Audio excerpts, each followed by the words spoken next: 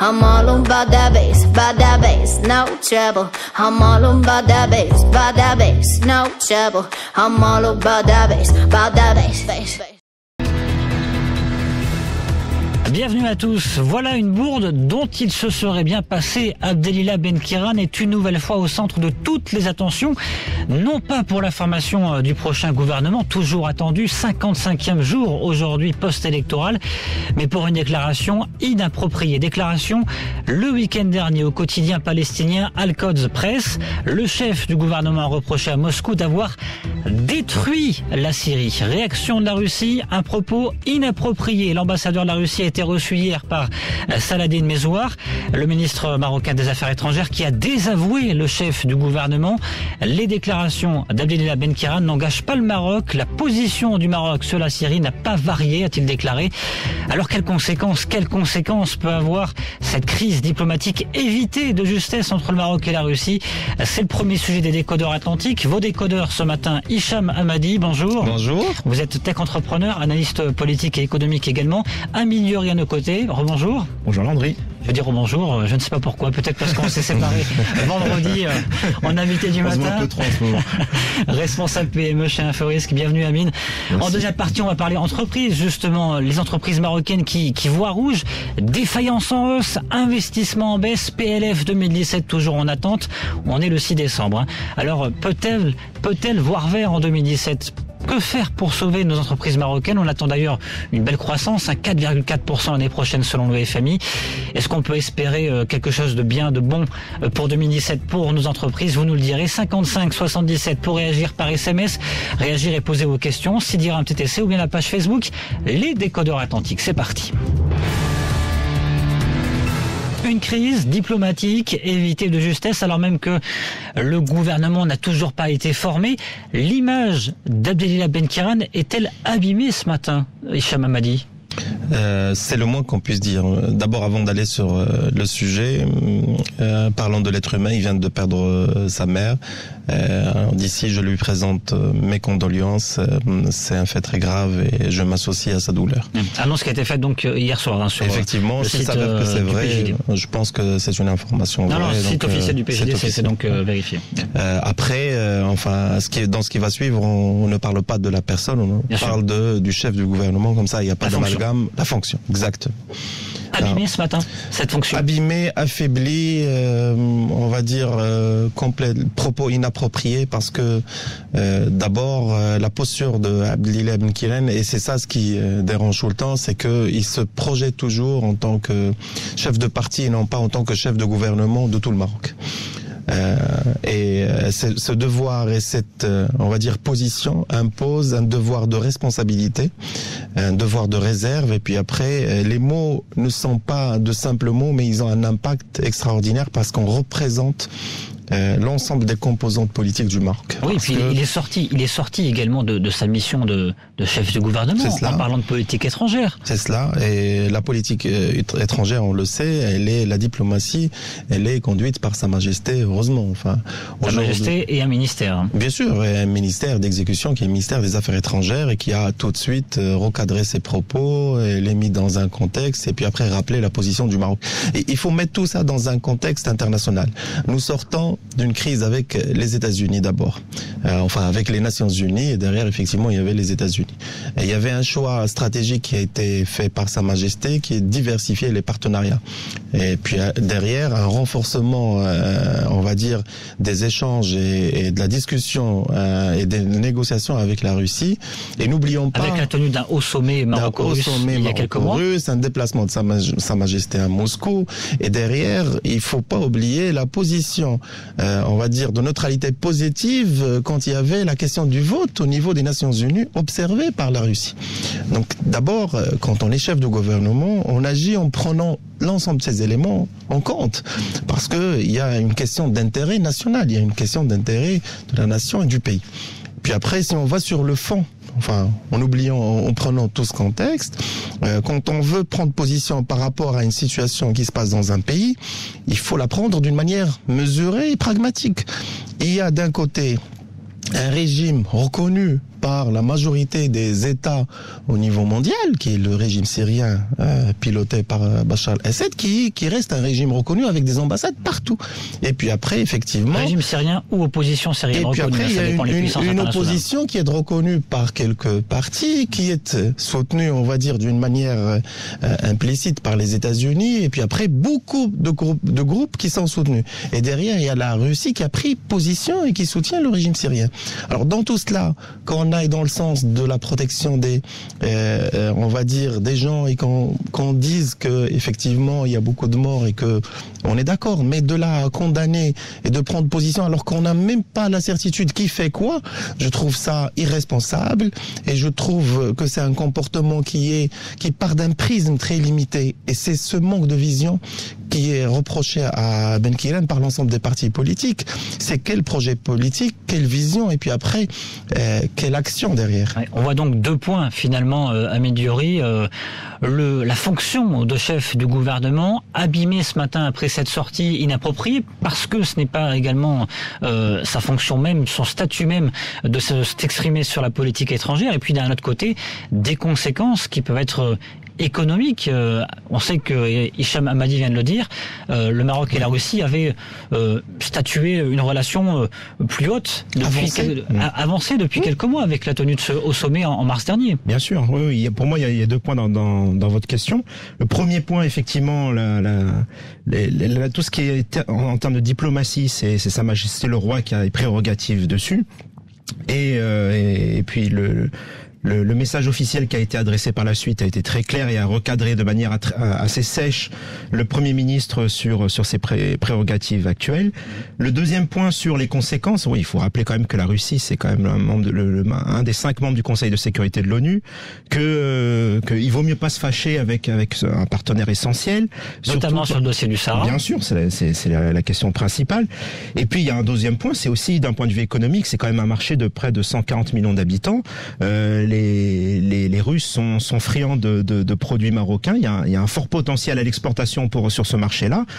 Il vaudrait mieux éviter d'avoir des rétorsions économiques de la part de la Russie qui empêcheraient l'entrée de nos produits sur ce marché-là. Et surtout qu'on est en hiver et que le besoin en agrumes, les agrumes marocains en particulier, se fait particulièrement ressentir en Russie en ce moment. Oui, exactement. Donc il y a un énorme marché, des relations qui sont en train de se construire avec ce pays. Donc ce serait, voilà, la diplomatie, c'est aussi une question d'équilibre dans les propos, et ce serait dommage de tout gâcher pour des questions d'avis personnel. Ouais, je voudrais qu'on fasse un petit peu de politique fiction, enfin si on peut appeler ça de fiction. On va faire peut-être différents types de scénarios dans cette question, mais est-ce que cette déclaration, Hicham Hamadi, elle est volontaire ou involontaire de la part du chef du gouvernement? Je vais d'ailleurs la lire, cette déclaration formelle d'Abdelillah Benkiran au quotidien Al-Quds Press, quotidien palestinien. Pourquoi la Russie intervient-elle de cette manière? On attendait plutôt d'elle qu'elle agisse pour régler le problème, pas pour l'aggraver. Pourquoi la Russie détruit-elle la Syrie de cette manière? Déjà, première remarque, c'est qu'il pose des questions. Ce n'est pas totalement une affirmation. Mais franchement, un chef du gouvernement qui, allez, s'emporte, fait ses déclarations comme celle-ci, il peut imaginer les conséquences. Est-ce que derrière, il n'y a pas quelque chose qui se joue en parallèle, Hicham Hamadi? J'espère d'abord que c'est une erreur et que ce n'est pas prémédité, que ce n'est pas volontaire, parce que ça serait très grave si c'est le cas. Deuxième chose, cette position de donneur de leçons n'est pas adéquate pour un chef de gouvernement. Et surtout quand on parle, comme disait mon ami, à une puissance, à une grande puissance mondiale. Et le Maroc a toujours été dans ses positions modérées, et toujours été à équidistance, à une distance égale sur l'ensemble de l'échiquier mondial. Donc on maintient toujours on va dire, des relations de respect, de responsabilité envers l'ensemble des acteurs.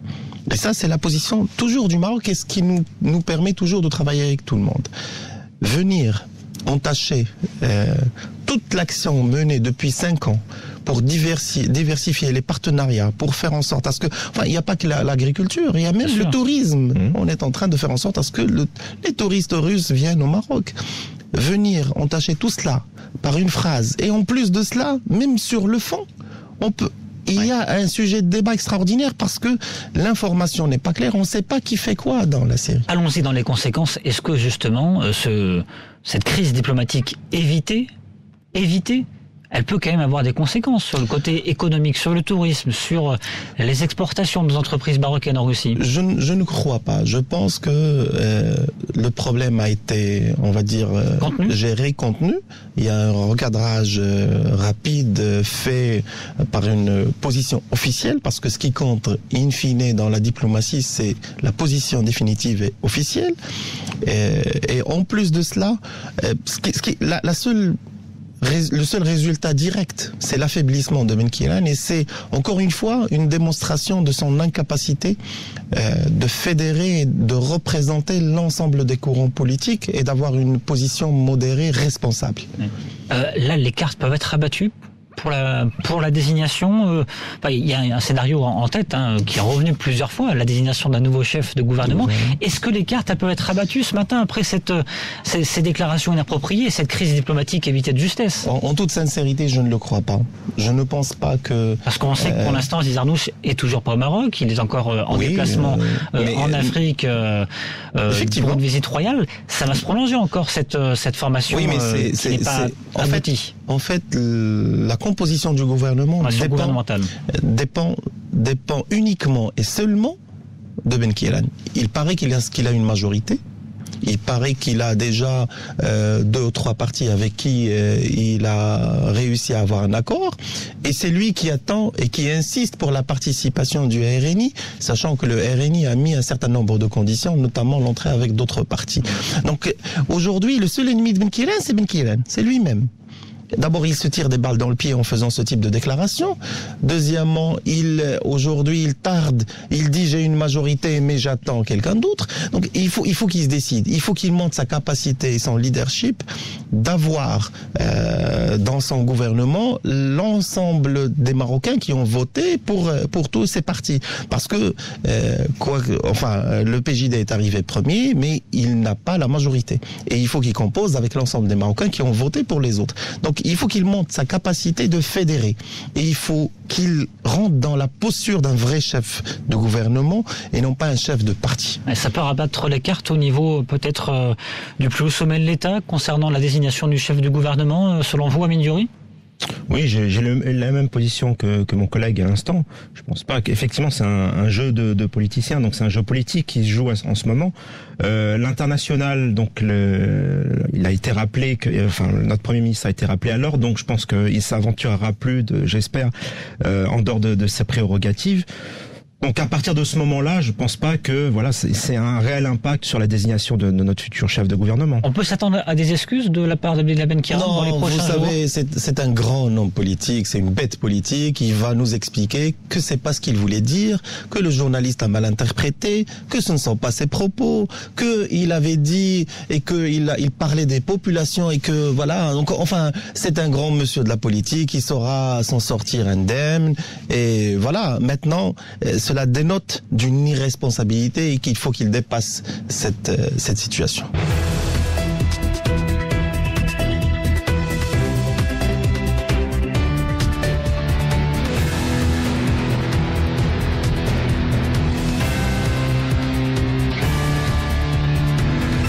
La suite des Décodeurs Atlantiques ce matin avec Hicham Hamadi. Rebonjour. Bonjour.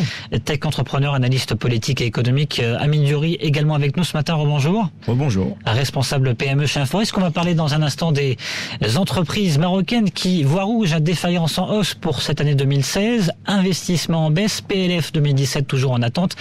Que faire pour sauver les entreprises marocaines? Ce sera le deuxième sujet que nous allons aborder juste avant la séance coup de gueule, coup de cœur. Coup de gueule. Et on commence avec vous, Amine Diouri. Un coup de gueule, un coup de cœur aujourd'hui? Ce sera un coup de cœur, donc une initiative très intéressante lancée en France par une association qui s'appelle Pacte PME. Alors c'est une initiative assez intéressante parce qu'en fait, on connaît tous les relations conflictuelles qu'il peut y avoir entre PME et grandes entreprises. On parle de baisse des prix, remise sur les marges, etc., délai de paiement, modification de contrats, etc. Et donc cette association a voulu pacifier cette relation en mettant en place une initiative intéressante pour un coût très modique, c'est-à-dire compris entre 350 et 1000 euros, et qui permet à une grande entreprise de mettre à disposition d'une PME une ressource humaine à disposition de la PME pour une durée de 1 à 5 jours. Et donc, c'est pas des cours magistraux que va faire cette personne mise à disposition.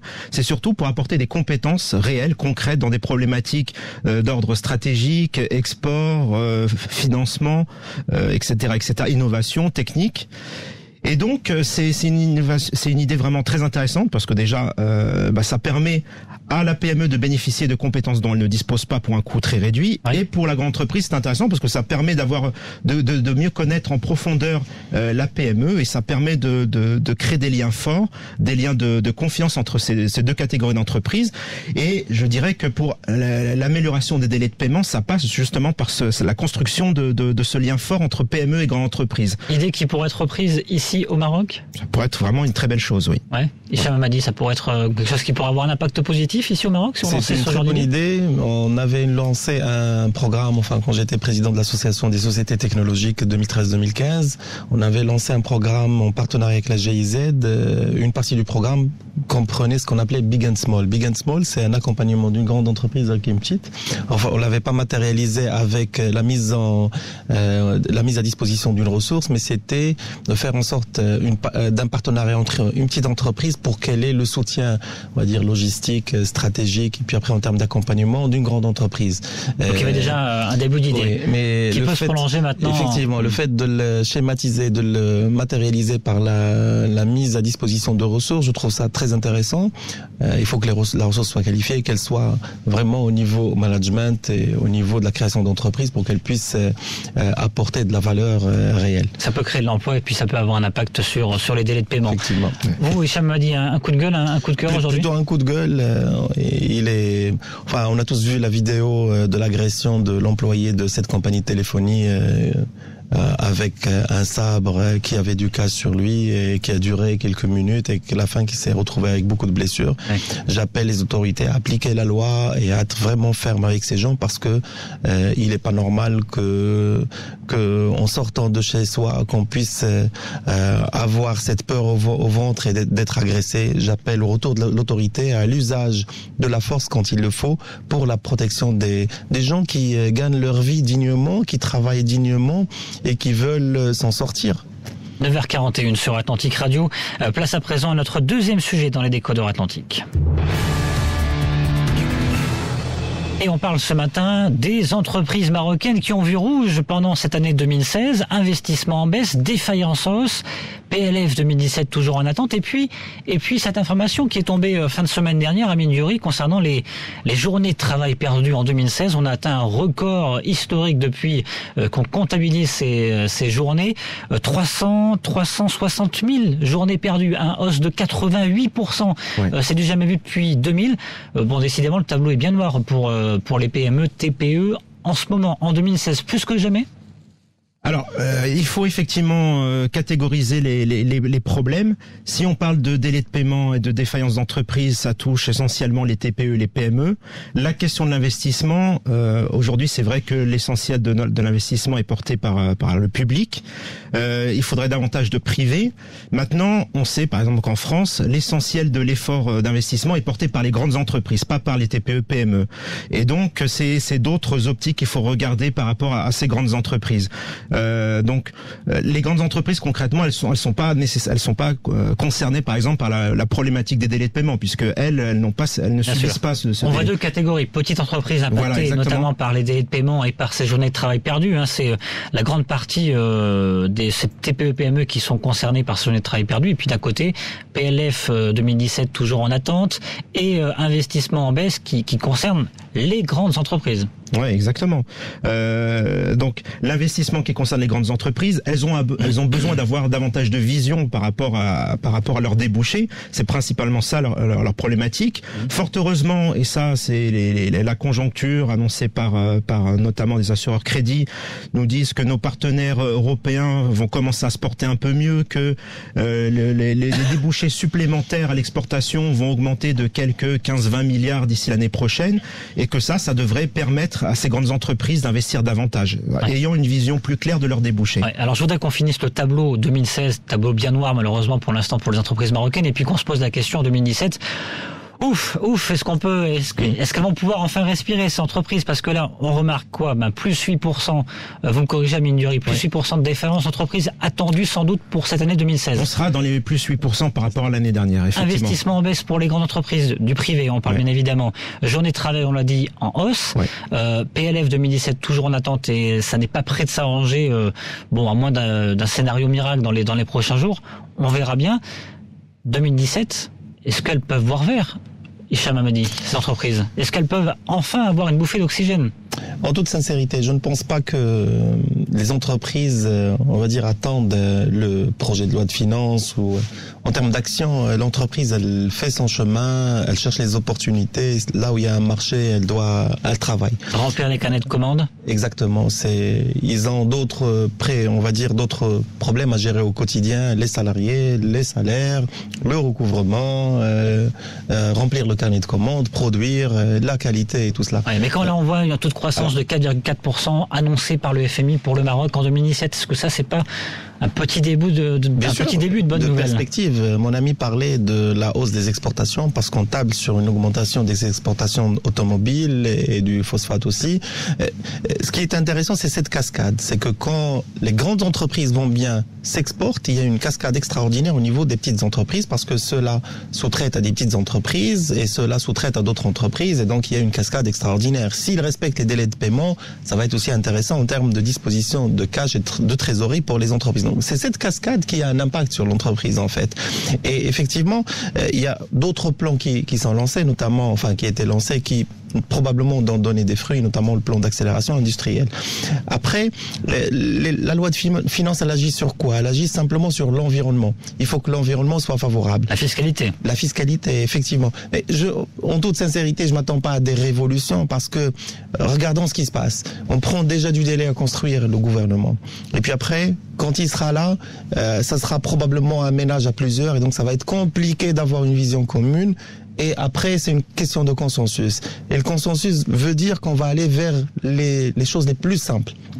Parce qu'on a perdu beaucoup de temps quand même. Ces 4 derniers mois, rentrée tardive, la COP22, ce gouvernement, ça commence à faire beaucoup. Le moral des entreprises, pour l'instant, il est pas top. À un moment, ils vont aller très très vite et ils vont faire une loi de finances, on va dire, qui ne marque pas une vraie rupture, parce que la rupture qui peut se produire pour les entreprises, et mon ami le citait à juste titre, c'est pour les TPE, les très petites entreprises qui sont sous-capitalisées, qui sont atomiques. Ceux-là, qu'est-ce qu'il faut? Il faut un soutien au financement, il faut un soutien de l'innovation, il faut un soutien de l'investissement. Et là, ça ne vient qu'avec du fonds d'investissement et du capital risque. Et puis après, favoriser tout ce qui est business angel.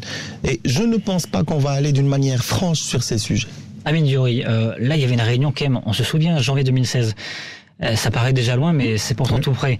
Le GPBM, le groupement bancaire, la CGM, Banque Al Maghrib, qui se réunit pour tenter de trouver des solutions pour aller débloquer le verrou du crédit pour les entreprises. Pour l'instant, c'est quasiment échec, ou c'est échec. Alors, si on regarde les statistiques purement parlant, donc le crédit à l'équipement